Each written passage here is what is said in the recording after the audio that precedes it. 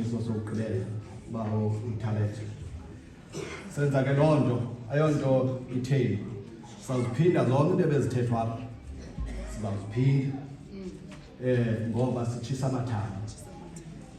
Besisithi ke umuntu ohambayo ophangelayo uye kuthiwe obheke Kapa ahambe kakuhle, kuthiwe obheke eRhawutini ahambe kakuhle, nosebenza apha asebenze kakuhle, kuthiwe abantwana bapase xa sigqibezela, kuthiwe nje bonke noba nilate kodwa ichitheke zonke izinto niyofika apho niyakhona nenze izinto ekumele niyazenza, icamagu livumile.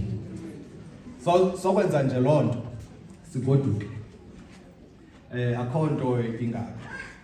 Yiyo ke le nto kwayari indenze into yobana andifuna uthetha nto ndilibale neliculo uba maliculo. Indenze into yobana ndiwayeke onke amaculo am ndiyokhangela eliculo lasekhaya likaClay 41 41 sithi xa sijike emva kwecango phaya ekhaya naxa sizawuhamba onke amaculo onawo aginywe leli culo,